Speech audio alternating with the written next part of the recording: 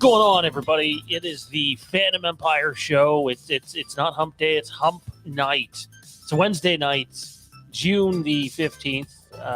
Happy birthday to my younger brother, who turns a young 29 years old today. So happy birthday to you, sir. Joining me tonight, we missed him last night. He's here tonight, and we're going to talk Obi-Wan Kenobi for the first half of the show, and then we're going to talk, well, some probably really bad shit for Vince McMahon here in a little bit, and then we're also doing Halloween Ends Q&A. We don't have anything new that we're ready to address yet for Halloween Ends, but if you guys have Halloween Ends questions, get them on in, and we will address them as the show goes. Without further ado, though, what's going on, Kieran? Plain Kieran, pardon me. Yeah, just play. I decided we'd go like, like those old MTV things where people would play unplugged. We just go like, I'll show things off in the light. You guys get to see what I look like in regular light, and not cool blue light. I know how much everybody here likes blue light. I'm feeling pretty good. I'm doing all right. Yesterday I was not doing all right, so I didn't come on the show. But today I'm feeling good. Man, we need to get a Larry David pretty good sound clip for the show. I'd abuse that thing fucking all the time.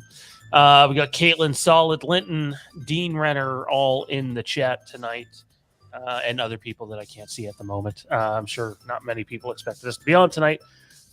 So let me address this right off the top.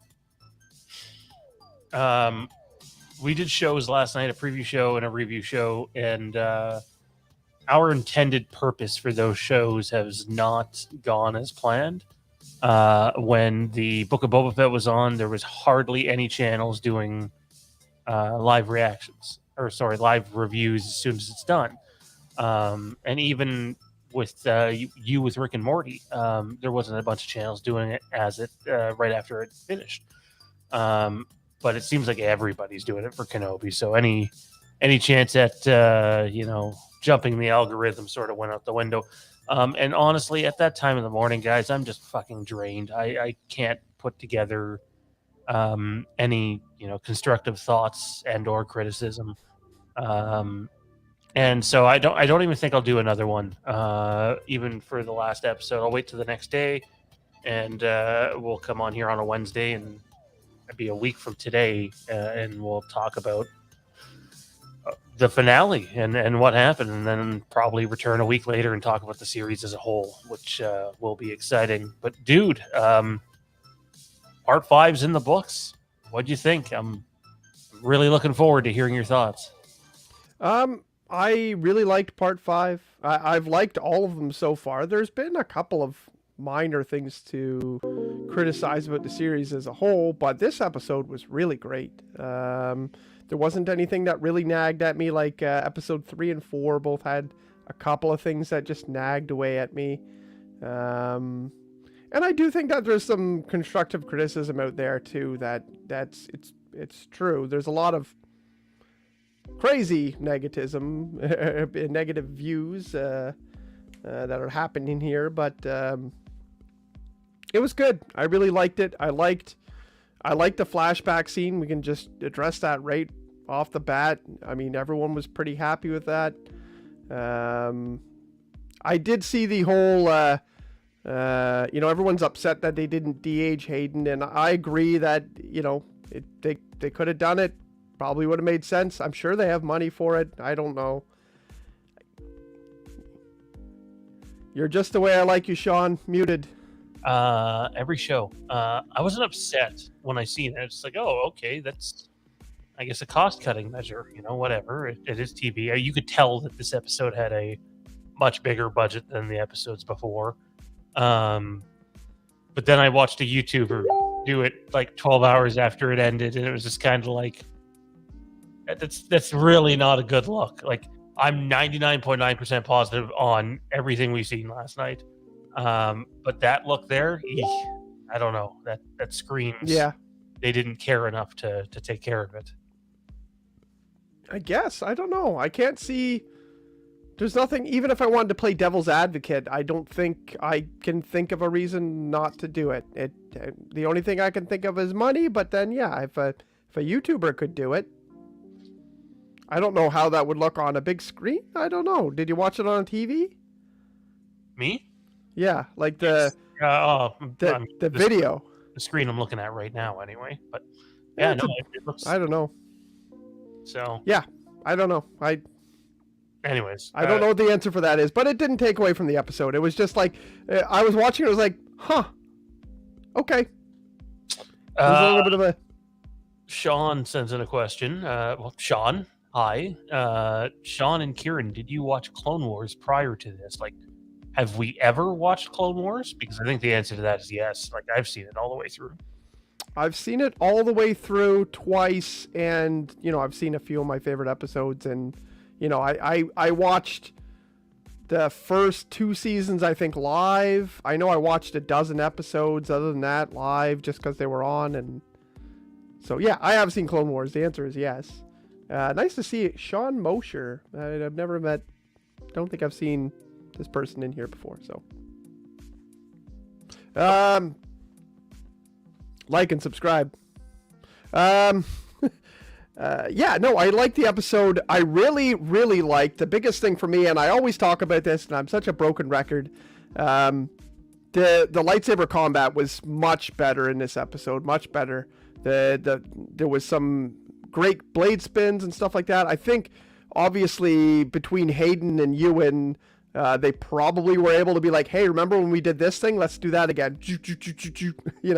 Because they practiced. A lot of reporting went into the ridiculous amount of time that they put into lightsaber combat before their big duel in episode 3. So I'm sure maybe they recalled some of that stuff. But the neat little trick that he had where he stole the saber back, and the idea that Hayden, was, well, not Hayden, Anakin, that Anakin was being overzealous and trying to win at all costs. Makes sense for his character. It is it's kind of a flaw in his character altogether. You can even call the fact that he couldn't deal with his wife possibly passing without being like, I can stop it, I can fix it, I'll win, is kind of, you could argue that's kind of the same thing as well. So I like what the story added. I didn't see the Reva turn coming this episode. I thought maybe that would be addressed next episode. I mean, it's kind of obvious that something like that was going to happen, and I know I got a little bit spoiled on that at one point. I thought that she did a great job, and the fight between her and Vader were great. Was really good, really interesting. Her kind of like crawling and using, holding herself up with one hand and kind of crawling around with the lightsaber at the start was a really neat style we haven't seen. Darth Vader holding back that ship was crazy. So when it came to action and force powers and all that great stuff that makes Star Wars fans go ooh ah, that was there. But just in general, Ewan McGregor's acting in this episode, the last episode, pretty much all of them, he is just doing a fantastic job. Oh, really, really great. And not just for Star Wars, because Star Wars, I'm the Star Wars fan who admits Star Wars acting is a very low bar. It's not hard to high jump over that thing, because there's plenty of bad acting performances in Star Wars, and that's not what Star Wars. That's not what draws you into Star Wars. Nobody says, but man, you got to watch this Star Wars. The acting is phenomenal. I don't think anyone is really thinking that. No one credible. But the acting in this show has been great overall, and Ewan has just been fantastic. I actually, I had kind of a flashback here of when I was watching Moon Knight the whole time. I don't know if you've seen Moon Knight yet, but Oscar Isaac is just so great in that show. He plays several different personas and goes through several different emotions in that show, and he does it so well. And I was just thinking, man, if all these Disney shows are going to be have a central character that just acts the shit out of like his character, like this is going to be some great stuff we're getting. So I don't know if you want to break down the 20 things I just said, but so that's my review. I'll start with you, and keeping in mind I'm obviously biased. I don't think there's ever been this good of an acting performance in any Star Wars project, period. Not one of them. Even Ewan's past performances as Obi-Wan, what we're getting from him, even like if you take some of the, I think there's been a couple of, just average episodes, even in those episodes, that I think other people just hate. I don't see how anybody can possibly pick apart Ewan's acting. Like I can't think of a role that anybody else has played, not even Harrison Ford in The Force Awakens, or Empire for that matter. I can't think of a performance that has been this good and has this much range. So, and it's only getting better. And I'll say this, even though we've seen very little of him, and I get it that he doesn't look like he does in Star Wars Rebels, anytime Rupert Friend is on screen as the Grand Inquisitor monologuing, I'm just like, okay, sign me up. I'll watch way more of him. He's just the perfect movie villain, right? So I'm digging those aspects right now. Yeah, no, it's been great. It's been great. There's been like, I'm watching Stranger Things season 3 right now, and that show is just like, that show's got amazing acting in it, amazing characters.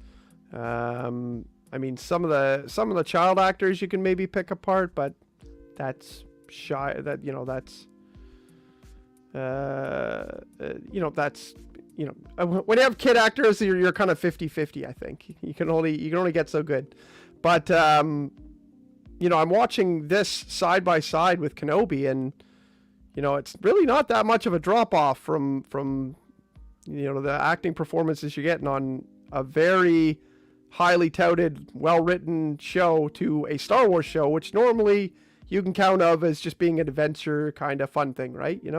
Even the Marvel shows, even to not give Star Wars hate, to just give, like, in general, we watch a Marvel show, it's the same thing. Like, you're gonna get some kind of cheesy funniness. You don't expect it to be acted, on a Oscar type level, but we're getting that.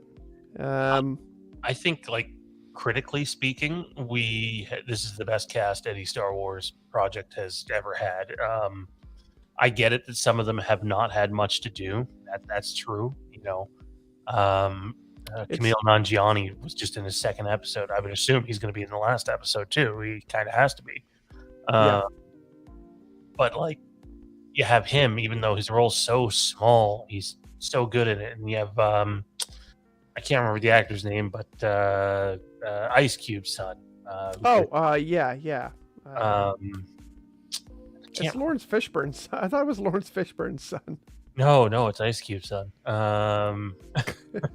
That's hilarious. I can't remember the actor's name. If anybody, I don't remember his name right now either. Whatever. But like, just the whole, even Rupert Friend, like, as the Grand Inquisitor, he's had almost nothing to do, and the little he's had, like, to me, he's turned chicken shit into chicken salad. Not that, like, he hasn't had good stuff, he just has hardly had anything. So to still leave an impact with how little we've seen him, I think that's and solid. Vivian Lyra Blair, like, it's amazing. I can't, like, anyways, I mean, I don't want to go on and on about, amazing, it's fantastic. It's definitely good. It's really good. I was really impressed.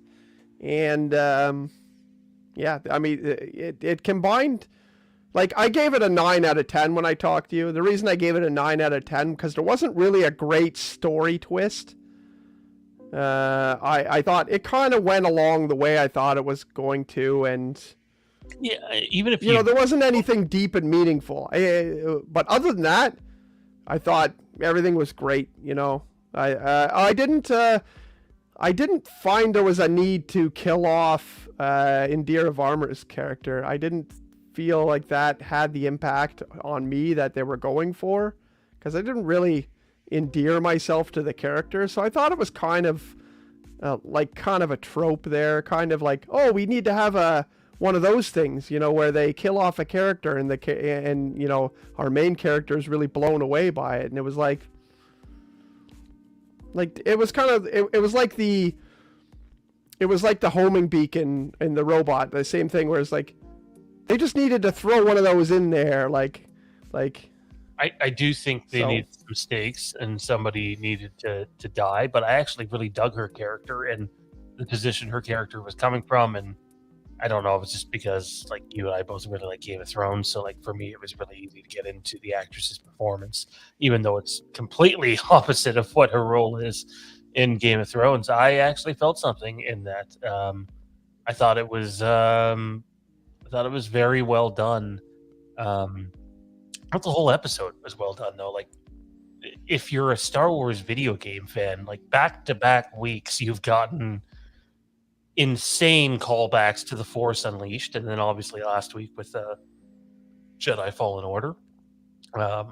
Vader, just like the way he's depicted in this episode or part or whatever, is incredible. I still don't know if they needed to go through all the let's have 3 different guys in the suit, one for fighting, one for the full body shots, and Hayden for everything that's a close-up. You're right. They just shouldn't have had Hayden. I agree. I think that some of the cuts with Vader are unneeded, and it's just to get someone else in the shot. And but other than that, and like some of the awkward positions they end up in because of it, I love the way he's depicted in this. And I had thought all along that it was just Obi-Wan that was having the flashback, like before seeing this episode. And like we find out very early on that, oh no, Vader's actually thinking back to this too. So it's kind of cool that they're sharing a flashback. It kind of reminds me of it's not the same connection, but it reminds me of a Kylo Ren Rey connection a little bit. The dyad, yeah. No, it definitely, this episode linked them a little bit more. The idea that Obi-Wan knows Anakin's weaknesses, and Anakin knows Obi-Wan's weaknesses, and that they're playing a game of chess strategically against each other. Like Obi-Wan is going to do this, and Obi-Wan's going, he thinks I'm going to do this, so we better do something different. Like they're definitely playing a very smart game with each other, which is, once again, not really too Star Wars like we do get some battle strategy, but it's not too in depth. This is more of a psychological thing, which is, it's great. It's what people are always talking about, like you talk to people in message boards and on things, and they're telling you these really deep, crazy psychological things between characters that were not really ever meant in movies and things like that, and are more, up to people to come up with. And people will swear up and down this was George Lucas's intention, and you'll be like, no, he just made a movie. Like he just wrote a script that was pretty cool and made an awesome universe. Like made all the right changes to it, because there's literal comics of his early drafts of Star Wars, and it would have been vastly different than. Oh yeah. Well, like you know what I say about George Lucas. He comes up with a new thing that he would have done and says that it was his intention all along. Every 2 weeks. We do know Han Solo was supposed to be a green alien-looking dude. Yeah. I mean that. Well, but Chewie's design was the dude from Rebels. I can't remember the guy's name, but the alien character in the gang was Chewie's original design. Oh, the Lasat.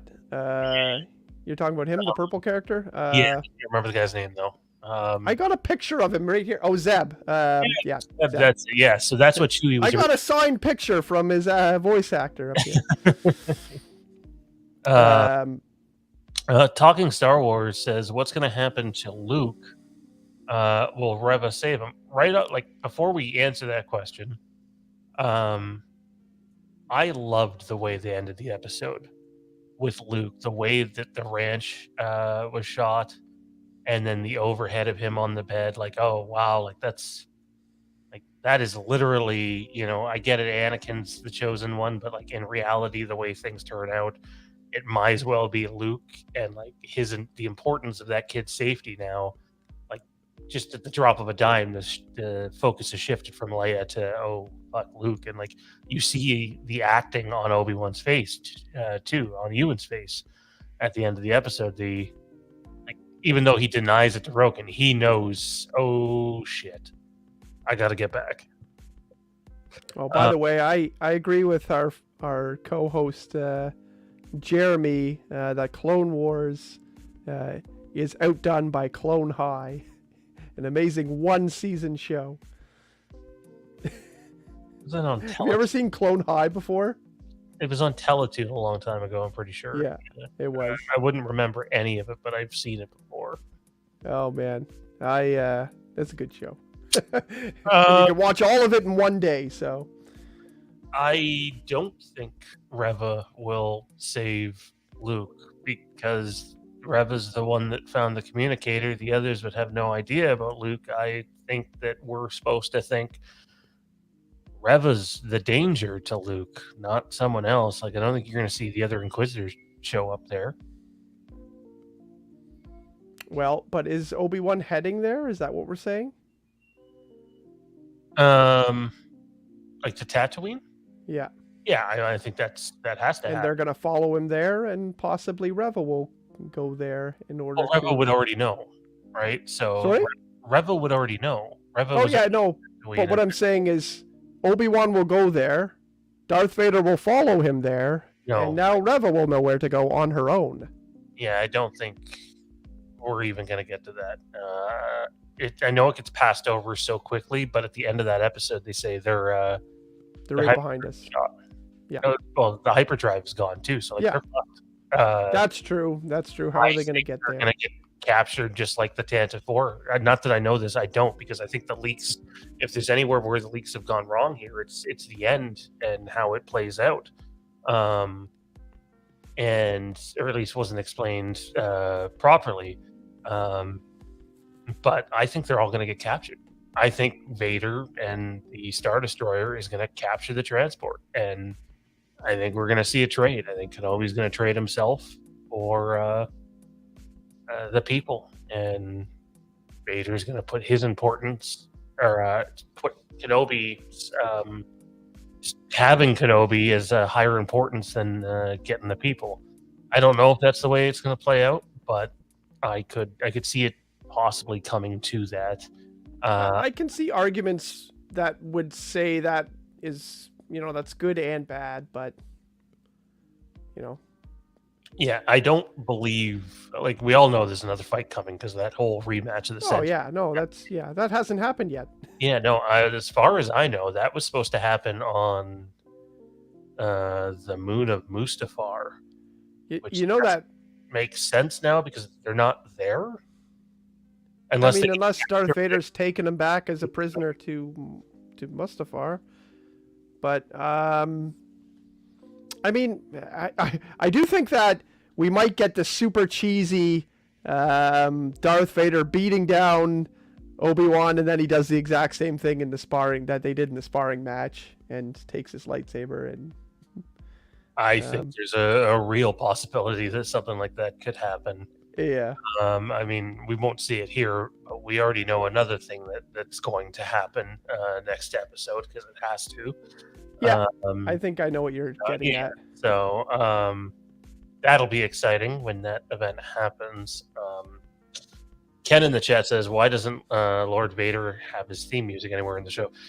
That's a Deborah Chow decision. The director decides what music's going where. I know a lot of people will blame Natalie Holt for the score, but Natalie Holt doesn't get to pick where the music is going.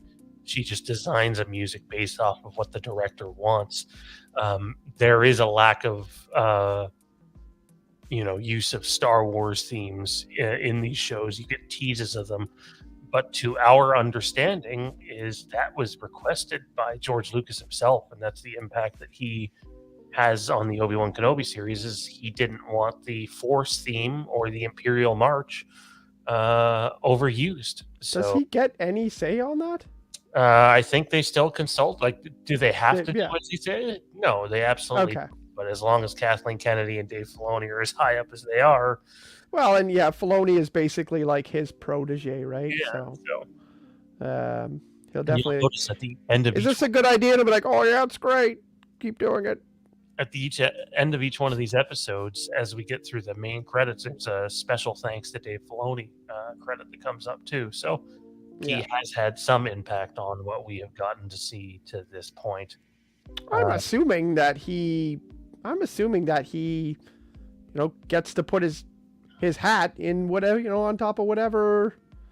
I'm sure he's like the boss walking around the coffee. He's like, hey, how's that thing going? And you're like, yeah, it's going good. Okay, cool. Yep. He's checking up on all the people. Hey, what about that, whatever so-and-so case? I'm sure that he gets to just walk on set and be like, how's this thing going? With every Star Wars project. So I think he's earned that right. So for sure, yeah. So the fans. It's funny. The fans will make fun of him and his funny cowboy hat, but when you talk about everything that he does, I would say the most fans are, like, you cool, yeah, let him do it. He's given us a ton of good shit.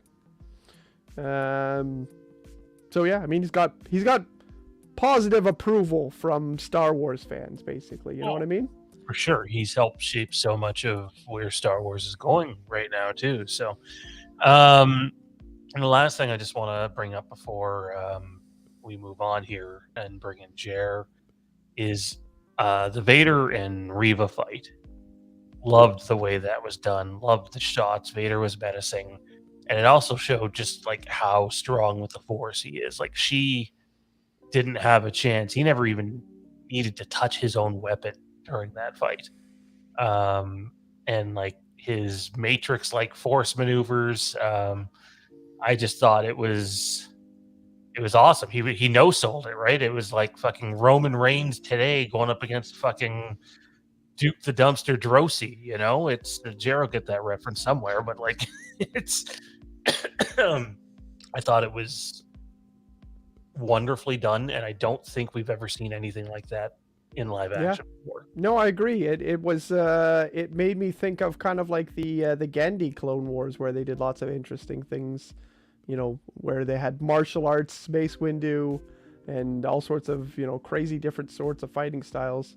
I honestly, I thought that fight was great, and it was really cool that he just kept slipping. It was almost like he was doing the boxing, the rope-a-dope thing. Almost mocking her too, like you have no chance here. And it works for Darth Vader. And I was gonna say that you're right. Darth Vader was very much more Vader-like to me in this episode. I know I didn't really, I was kind of half in, half out with him when it came to the horror-ish episode 3, but I thought that he was pretty great, and like felt like Darth Vader in this episode a little bit more. So that was great. And like I said, like I knew all this stuff kind of went the way I thought. I'll reserve my right to judge the acting performance later, but as much as I'm the biggest Hayden hater you might know, he didn't do nothing wrong in this episode. Yeah, it was pretty good. None of it was like, oh my god, give this guy anything, but like, it's a small little snippet they threw at you, right? I mean, he's serviceable. I thought he was good in the flashback sequences too. Like, he looked menacing. He looked like a guy on a mission. And you mean the temple? Yeah, even in the temple. Yeah, I thought that they definitely... I hated the shots. I didn't like the head-on, like... it looked like they were doing that thing, on the SCTV where they do the 3D stuff, and they're like, whoa! It looked like that, like he was attacking the screen. I thought they showed more than I thought they were going to in terms of him killing the younglings. That was a bit of a surprise that they weren't quicker cutaways than that. And then I seen some YouTuber this morning going, we need more of that. Like, legitimately, he wanted more. I'm like, I think you got enough there, dude. I've seen that opinion before the show came out. I saw a lot of opinions like, hey, we need to show this guy kill all the children, and it was like, I mean, you still want to be able to show your kids this stuff, if you're into, if you let your kids watch a little bit adult type stuff. I don't think they're making a rated R Star Wars anytime soon. Paul says, why would Vader let Reva live? That's not Vader. Well, it wasn't Vader that let Reva live. That was the Grand Inquisitor's moment to come back in, and the Sith, live on revenge, and that, like, they made perfectly clear that was the Grand Inquisitor's moment for revenge, and his revenge was to leave her for dead, the same way she left him for dead. So narratively speaking, I got to disagree with you. It makes a whole hell of a lot of sense to me. So yeah, I mean, Vader was basically dismissed himself from the scene, even though he's standing there. It becomes a Reva and Inquisitor scene. I don't think that Darth Vader gives a shit. I think no. We do have to at some point see the Vader who really thinks like you guys are ants. It's like, he treats them like ants. He's like, you're not. You could see her at full force wasn't able to touch him. He's not worried. Like, what are you gonna do? Like, here we go. Survive this stab to the chest. See how you do it without any help. Because we know that obviously the Empire was able to throw the Grand Inquisitor into a bacta tank or whatever and get him healed up. But she's got no friends, so I don't think any emergency bacta somewhere. That is a thing. Like, they're almost like insulin shot bactas. So if that's on there somewhere. Well, I don't know if that would heal a stab wound to the I don't expect she'd be back to normal. I'm assuming she's going to be favoring this for the rest of the show. We'll see what happens. I mean, she should live. I can't imagine she just dies. It wouldn't make a lot of sense based on the after part, but I mean, we'll see. Flick said, when I left you, I was but the learner. They'll have to reconcile that somewhere, unless he's referring to his Anakin self. No, I think that's basically what the last chapter is going to be about. I think Kenobi is going to try real hard one last time to try to save his friend. Well, I mean, really the first time, because he really didn't in Revenge of the Sith.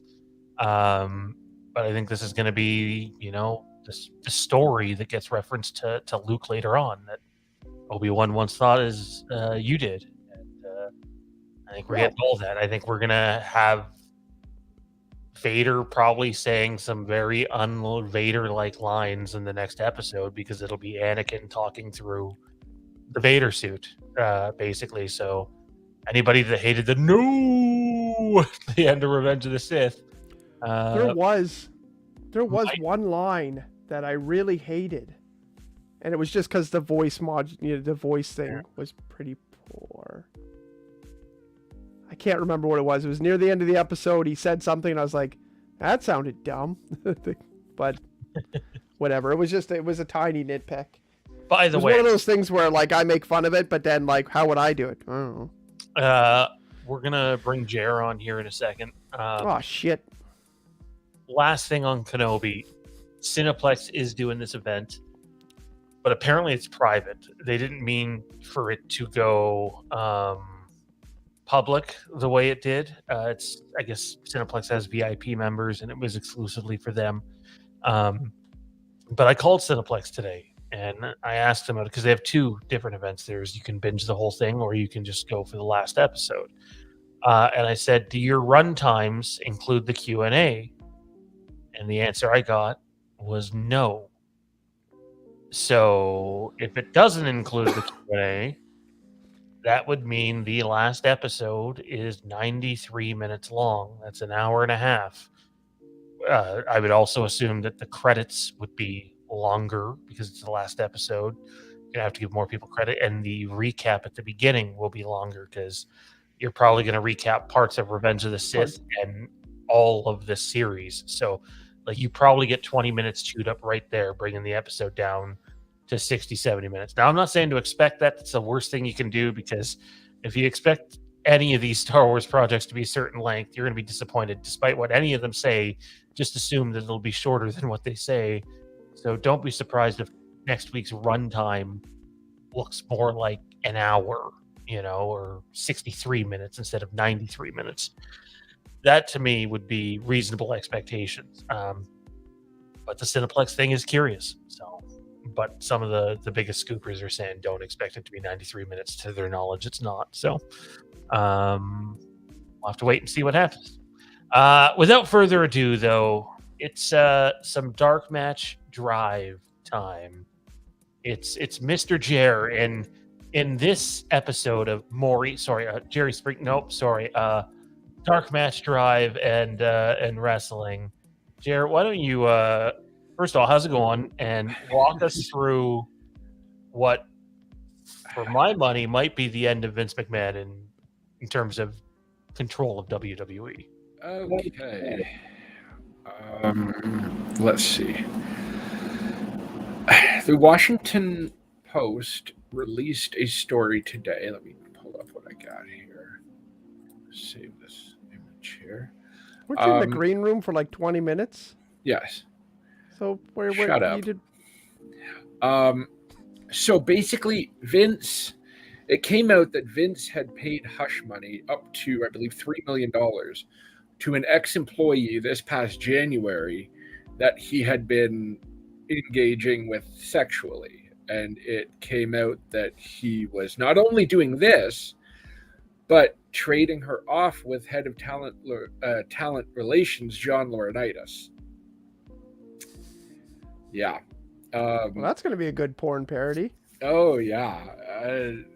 Like the WWE Board of Executives is looking into this now. I don't know who leaked it or how it was leaked or any of that.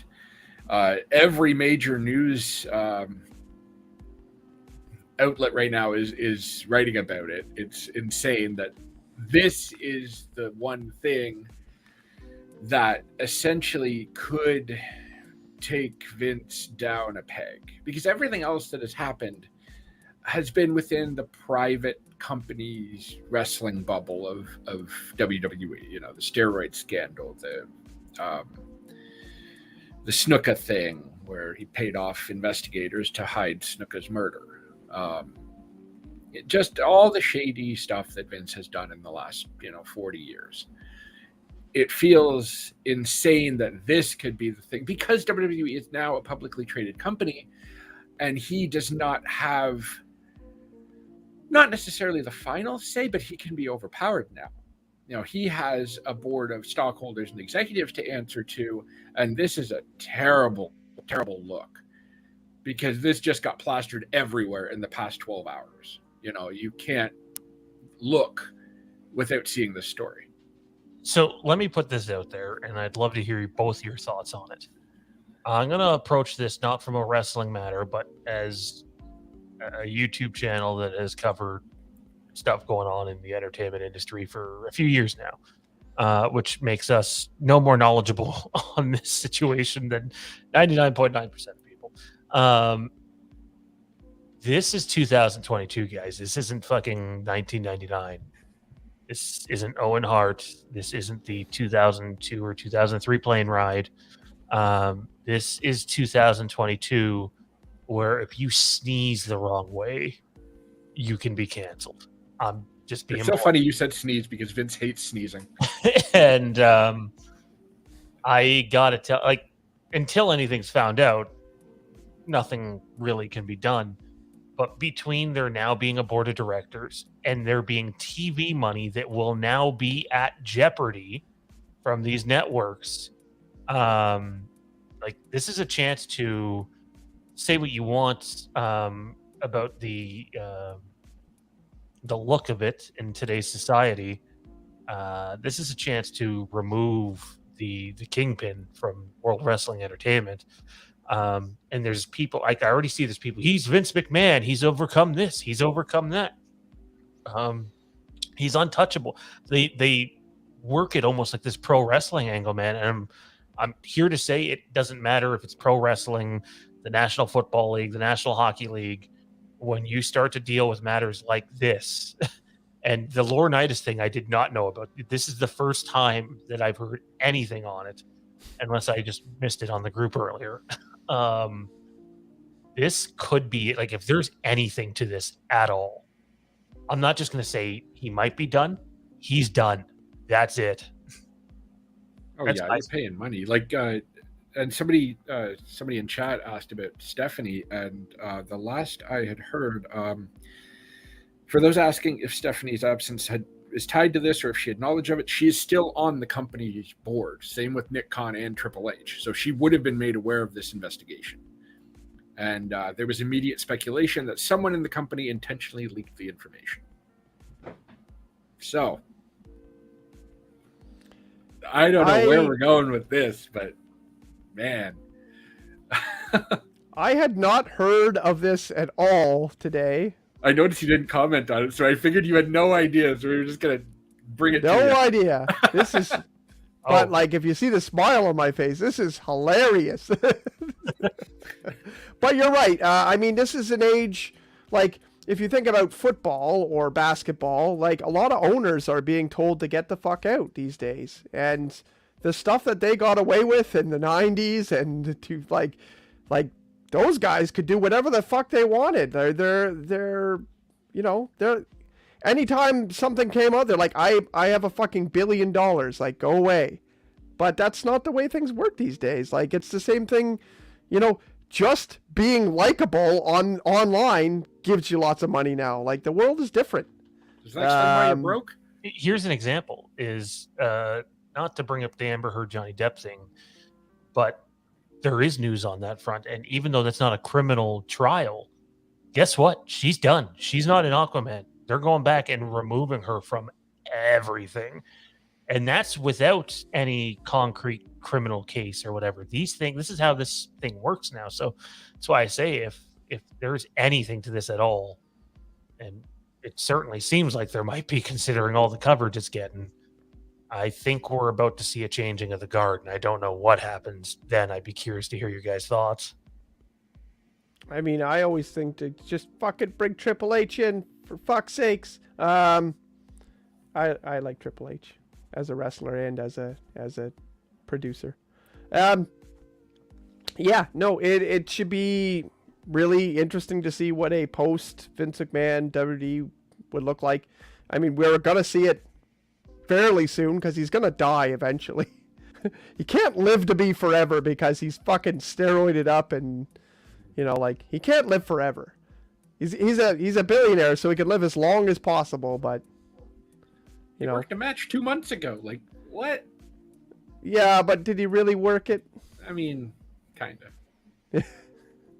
But yeah. So I mean, I'm in agreement that the court of public opinion is very it holds a lot of sway these days, and if this doesn't just go away as a tabloid type of thing in a couple days, then I'd say it's probably Vince's end.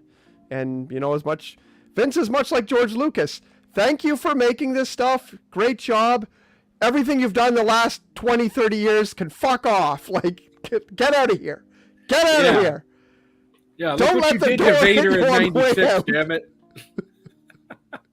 So the idea is that this will have a domino effect, and they do see Laurinaitis resigning pretty much imminently, and Vince will try to hang on as long as possible depending on what ends up happening. I mean, what is Vince without WWE? There is no, he wouldn't know how to function. How much does his family have sway in this? Like, let's take the TV character away, and yeah, they might be partially one and the same person at times, but like Linda really sway it. Well, Shane, it's so weird because at the start of the year, Vince and Shane had their blow up at the Rumble, which was a shoot. Shane wanted to book certain things in the Rumble. Vince said no. Shane had a hissy fit about it and essentially got fired the next day and was taken off the WrestleMania card. And then the next month, Triple H reveals the severity of his health issues and retires at WrestleMania. And then last month, Stephanie It's reported that she quits and steps down. There's rumors saying that she was fired by Vince. Well, proxy. Vince wasn't going to be the one to do it, but Vince was the one who made the decision. Hey, you underling, go fire Steph. She's not performing in the, her department, which is the global expansion of the company. And they felt they were not meeting goals at that point, because the company is not growing outside of TV contracts, and then this, and Stephanie and Triple H are on the board still, and Nick Khan, the president of the company, took over Stephanie's duties when she was let go, and everyone just feels like Nick Khan is just slowly usurping the McMahon family in this entire thing. And, come not in the far future, he's going to run the company. So it's going to be Khan versus Khan soon? Exactly. Or is it an inside job? He's actually related, but they've kept it private. He's actually going to come out with the robe and... Yeah. It was Tony Khan with the fucking shit-eating grin on. I asked William Shatner which one he chose, and he couldn't make up his mind, so he just went, Khan! Man, this is just crazy. I just, it's insane that this could be the end for Vince. And Yep. and like, I have a hunch that it's, if I had to place money on it right now, I'd say it's more than likely the end than that it isn't at this point. Like, if Laurinaitis is getting ready to resign immediately. Oh yeah, he's probably boxing the stuff up right now. That's pretty telling. Like, and he's married to Nikki Bella's mom, I think. So Bryan Danielson is probably going to want to, take him out back.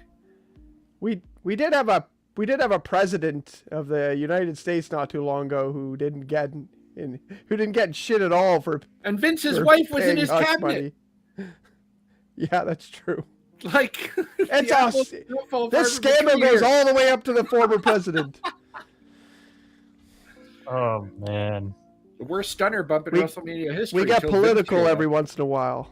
Yeah, it's just I could not believe the story when I was reading it on Dark Match Drive. Just like, oh man, like this is a game changer. So it's almost as if Dark Match Drive is a really great place to get wrestling news.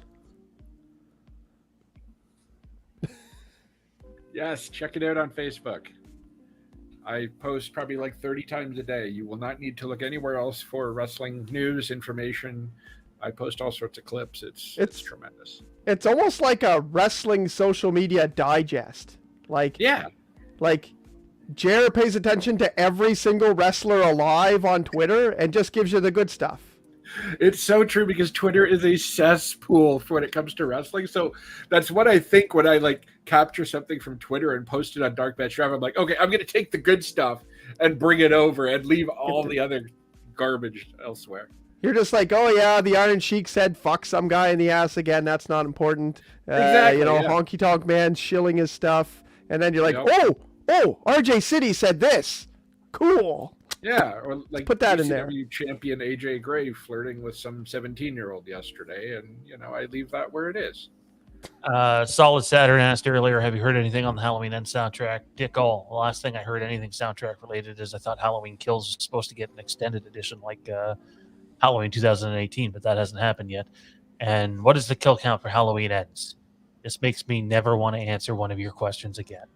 All right. Anyway. Solid Saturn, please become Solid Saturn version 4 now, because 3 is not cutting it. Jared, do you know what the TV money deals are worth for SmackDown and Rogers? SmackDown and Raw? Ridiculous amounts. I believe, was around $205 million a year with Fox, and Raw, I believe, yes. Oh, yeah, I think that's coming up in 24, maybe 24, 25, something like that. It's soon, and USA is a little less than that. I want to say maybe around 180. I know SmackDown costs more and is now kind of the bigger show, right? Yeah. There's a little bit more focus that goes to SmackDown these days. Yeah. Which is Which really is weird funny. for anyone who's watched wrestling for, since SmackDown was a thing. Because Raw was always the show, no matter what happened. The A show was always Raw because SmackDown was on, UPN. And There was like one time.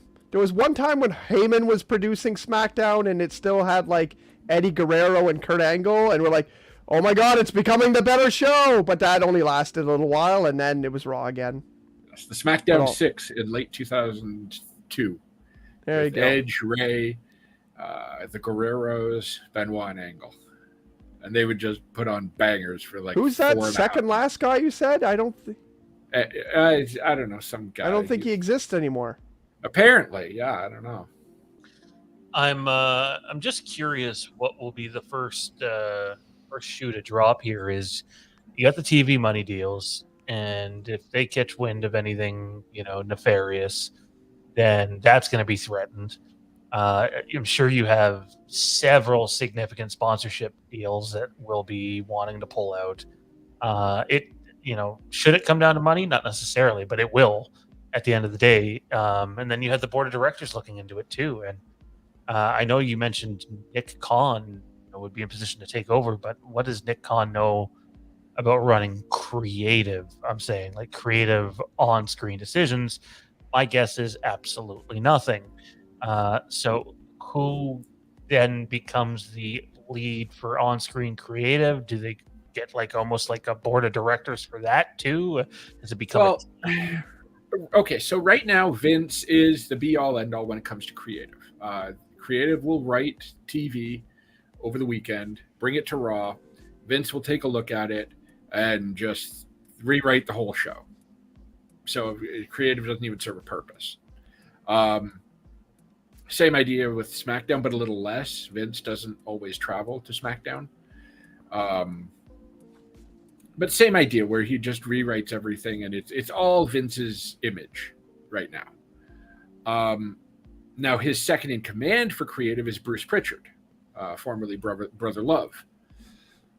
And he is of the mindset that wrestling should go back to the way it was in the 80s. Very heavy gimmicks, characters. If you watch NXT right now, he is the lead creative behind NXT. They've got gangsters. They've got,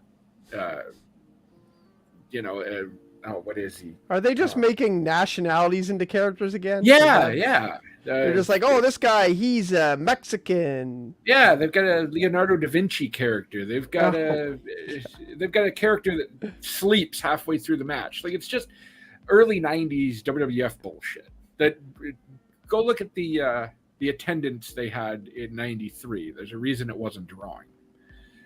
Which is another thing. Raw this past week, I think they put 3,000 in a building that seats 15,000. They were looking for seat fillers for the front row. Let's put it that way. They are not selling tickets. Rampage to TSN on cable.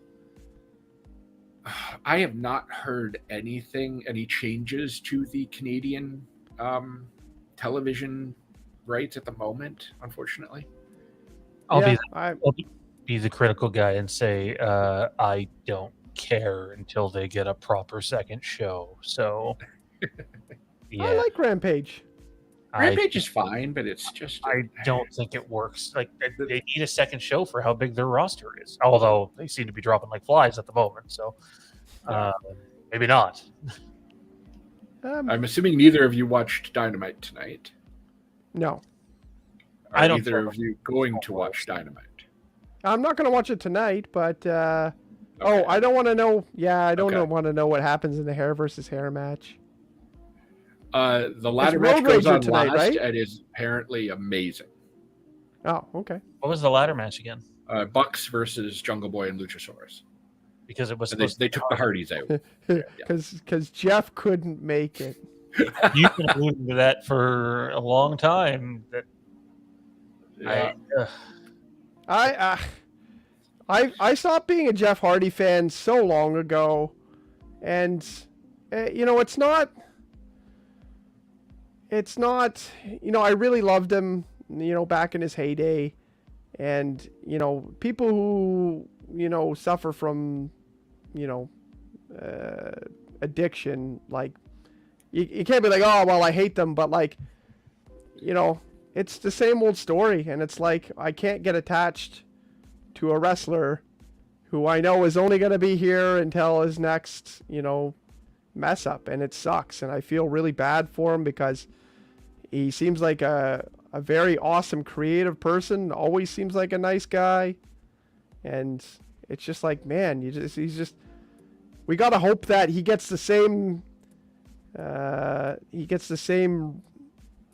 sort of treatment as Scott Hall got, and after years and years and years and years of being messed up, he finally figured some things out. I know he still had issues near the end, but man, I hope Jeff Hardy can get that sort of help and have some good years. I know everybody wants to see the guy jump off ladders and do all these insane stunts, but you know what? Go properly fix your body and your mind, and get treatment for this issue that you have, and come back and just do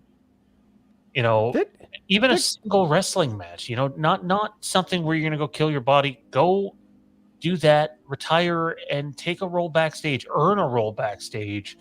I find it's crazy. Sorry, I am cut you off because I always do, and I don't care. The guy has a moveset that, like he has a moveset that's completely unique to him. He has a ring entrance that's amazing. The guy walks different. I said before, like, he's one of those guys with the it factor. He never needed to do all that shit. I don't know. I mean, that's how he kind of built himself in the first place with tables, ladders, chairs, and all that. But, like, the guy's entire moveset is, like, something only he does. Like, nobody else is doing a leg drop through the legs and then rolling backwards and then doing this. Nobody's doing a chin breaker where you split your legs and do that. Like, he has his own moveset. He has his own charisma. He still takes off his shirt, and even though he's got a little bit of tub, all the girls are still very happy. Like, he hasn't needed to do the crazy shit in a long time. And I don't know why nobody tells him that. Or I don't know, maybe you can't get that through to him. I don't know, maybe that's... So when he jumped off the back wall there onto Butcher and the Blade, like a couple months back there, and he put them through the tables with the boxes underneath, Sting offered to do that jump. And Hardy's like, no, I got it. So, like, I mean, Sting's trying, and he's like, I can do this. My body's a little better than yours. Let me do it. And Hardy's like, no, I got this. I think maybe Hardy just feels he has to live up to his reputation, even though everyone and their brother is like, dude, we get it. We have 20 years of you doing that shit. Stop. Go put on a chin lock. Like, we get it, man. We'd rather see you do a toned down style for another 5 years than, something else happening. And, this happened again and again and again, and it sucks. Because we want what's best for him, and it's hard. Yeah, I think it might be one of those cases where it is time to walk away, and it'd be nice to see him get more time, get away from the Daredevil stuff. Hopefully, he gets the help he needs. Let's start from there and take it a step at a time.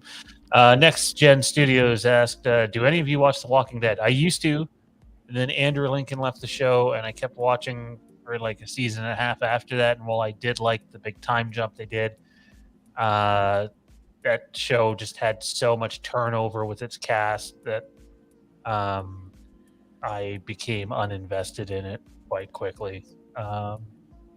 Yeah. So and to my understanding, it's coming to an end, which means I'm guessing Andrew Lincoln will probably come back at the last episode, because I know they have a deal for a movie. That they're supposed they've got like 2 spin-off series right now too, so it's just never ending. I watched it like the first season, and it was okay. I wasn't like hooked. So yeah, I watched it till after Negan, after everything. Like, I think I watched a whole season after the Negan stuff, and I felt like it sorely lacked. The problem is it's the same show over and over again. It's constant. It's really cool because you get a really interesting human side of each character, and it's very psychological. But at the same time, it's still the same thing. The story is still the same. It's get away from zombies. I think the problem is they had a chance to go out on a high with that show, and now for a few years now, it's been like really dragging its feet, to my understanding. Well, even and like so you. Well, yeah, they're zombies. What do you think they're going to run? You keep waiting to end on like a high note, but maybe that moment's already passed and gone. I mean, it's definitely got no. The show's got no water cooler buzz no more. You know, it's out of that. Not everyone's like, oh man, have you seen The Walking Dead? It's like you're already in, or you're probably like, I don't think they're getting a lot of new fans now.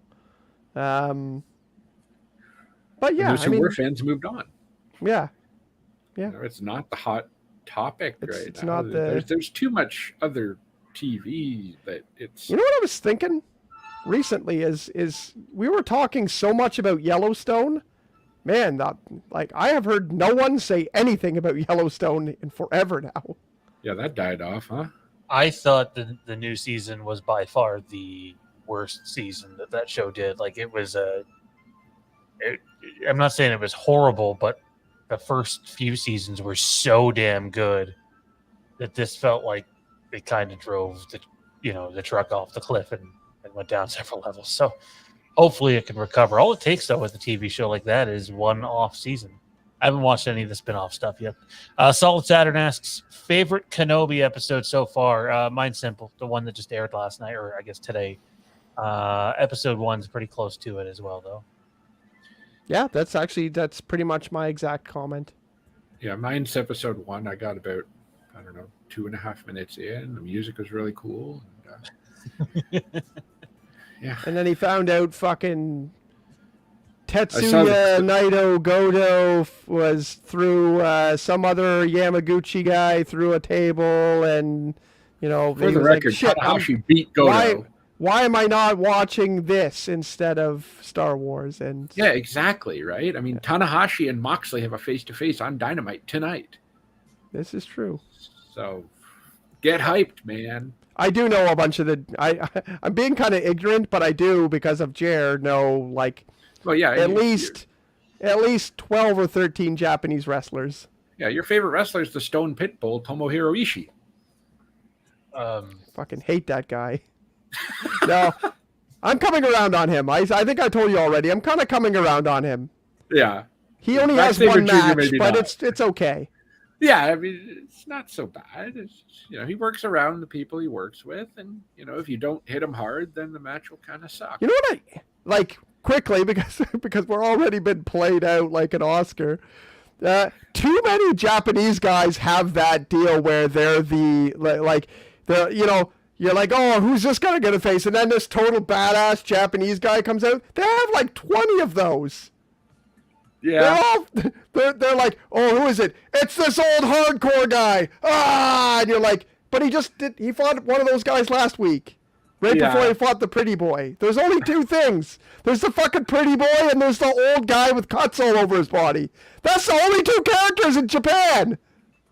That's so true. Well, I mean, Zack Sabre is kind of a third.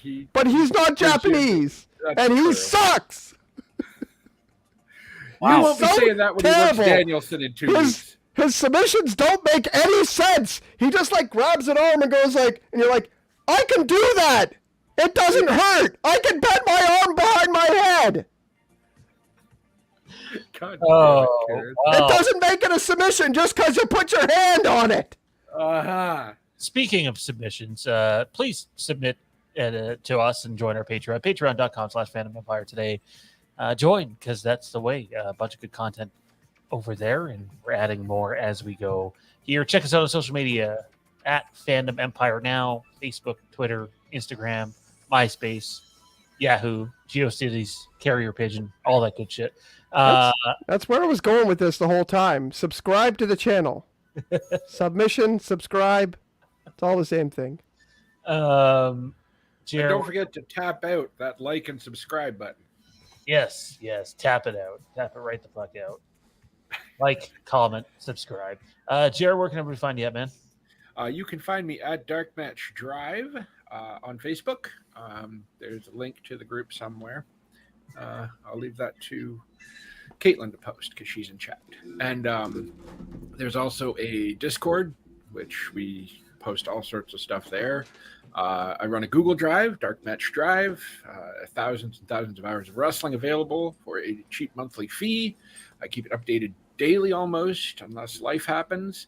And I have a different plug tonight. For those of you in Durham region, I am a booker for a local wrestling promotion, and we are running a show this Sunday afternoon at the Legion Hall on Simcoe Street. And we are bringing in former Ring of Honor World Champion Dalton Castle and his boys, and it'll be a good time. So come check us out. It's $15 in advance, $20 at the door. I actually know who that is. I know who that is. Hey, perfect. Okay, so before I was so rudely interrupted, I know what I'm talking about. I want a belt. I have championships in submission wrestling. And what Zack Sabre Jr. does is not it. You are a champion. Yeah, Of the neighborhood. You're also starting to sound a whole lot like someone else that we know around these parts there with that last bit. Kieran, where can everybody find you at, sir? Probably yelling in the mirror later today. All right, have one of those. All right. You know what? I'm thinking about coming back to social media on Instagram because I have to promote the Rick and Morty show that's going to come back on soon. So I have actually posted a couple times today on Facebook, and I'm looking to reactivate my Instagram, which was pretty fun. And, maybe I'll even be on the Twitter machine soon. It's a machine. And it is. It's a machine that manipulates everything you think and feel. But before I get into that rant, we might as well just leave. Yeah. So, there you have it. Will this be the end of Vince McMahon in charge of WWE creative? Will Kenobi stick the ending next week? Part 6, final part, and how long will it be? And Halloween Ends. Is it getting delayed to next year? Good night.